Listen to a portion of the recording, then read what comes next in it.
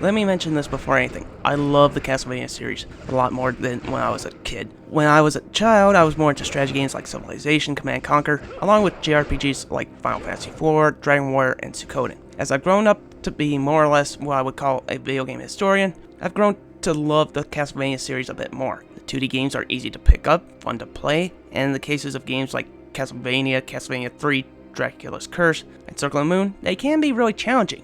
As for the 3D games, they're more or less the black sheep that I sometimes find something really cool about them. That's another story for another time. The point is that this iconic franchise has had ups and downs. This time around, we're going to take a look at a 3DS game that's part of the Lords of Shadow series called Mirror of Fate. The development of the game is nothing special. It was developed by Mercury Steam, published by Konami, and released for the 3DS in March of 2013, with an HD version released in October of 2013 for Xbox Live Arcade and PlayStation Network services. We all know who Konami is by now. They were once a top-tier video game company creating iconic video game series such as, to a lesser extent, Suikoden, Contra, Castlevania, and the list goes on. They've seemingly gone down the crapper in recent years. Mercury Steam is a little bit more interesting on the other hand. They're a development team based out of Spain and was founded by people who are a part of Rebel Axe Studios, who upon research only made one game, and that was Severance, Blade of Darkness.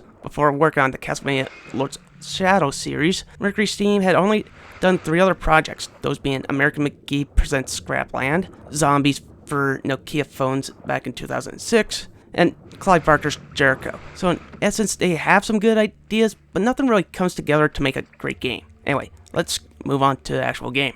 I really can't remember much of the plot, but here's what I got upon research, and most of it is backstory, trust me on that. According to Wikipedia, you play as Simon Belmont, a member of the respected vampire hunting family. At the age of 6, his family was murdered by the forces of Dracula, and Simon was lucky enough to escape with his own life. Lost and alone, he was found in the forest by some of the mountain people, was taken in and raised among them. Simon never forgot what happened to his parents and vowed to deliver vengeance one day upon those responsible. One day, he left the relative safety of the mountains and headed towards the land of his birth to seek out the one they called the Dragon, to meet him face to face and destroy him forever, little knowing that the curse of his family name would lead him into darkness and a terrible truth. On a side note, the game revolves the story around both Simon Belmont and Alucard, with each character getting their own little chapters.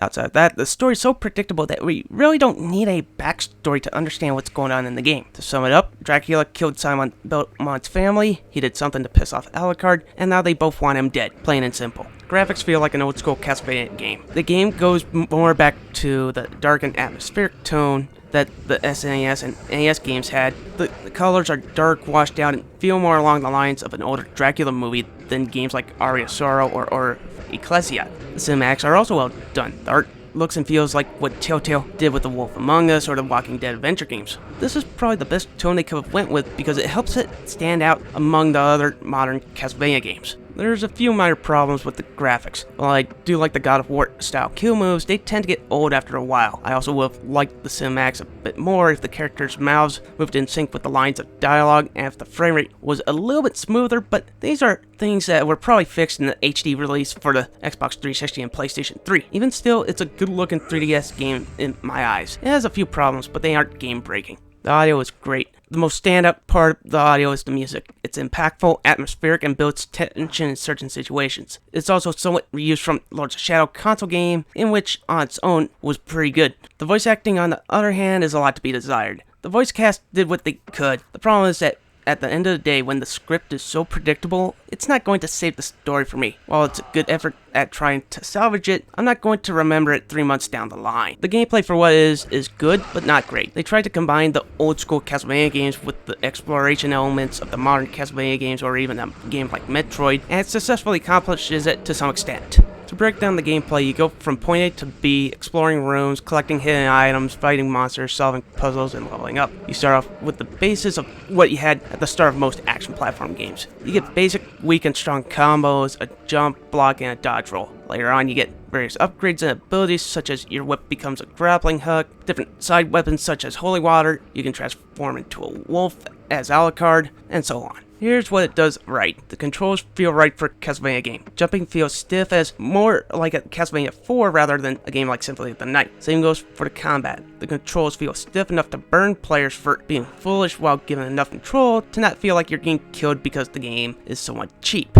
The last thing worth mentioning is that the difficulty is challenging enough on normal to give me a challenge and not feel frustrating. If you have ever played an old school Castlevania game, then you know how hard these games can be. Mirror Fate has you do enough trial and error during platforming, and combat sections feel rewarding when you get through an area or beat a boss. Again, another bonus for those who love the older games.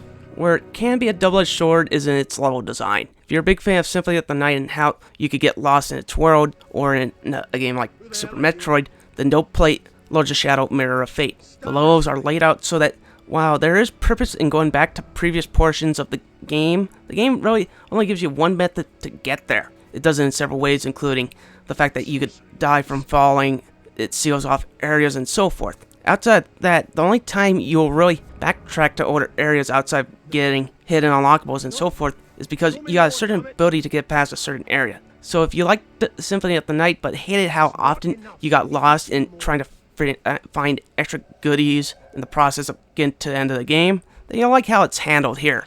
The other thing a lot of people might complain about is the leveling system. Leveling up doesn't upgrade anything and only gives you some new combos to use. Here's what I got to say about it. I think we've been playing too many Symphony of the Night style games or Metroidvania style games and expect every single 2D Castlevania game that comes out to be like this. I don't mind this decision because I wanted an old school style Castlevania game to get released to the handhelds. Now before you say why not play the Castlevania Adventure remake, the thing is that I didn't want a remake or a download of an older game. This fits my need and I'll play it happily. It also gives me enough combos to keep the game a little bit fresher while not breaking the game with some stupid unblockable combo that you can spam for the rest of the game.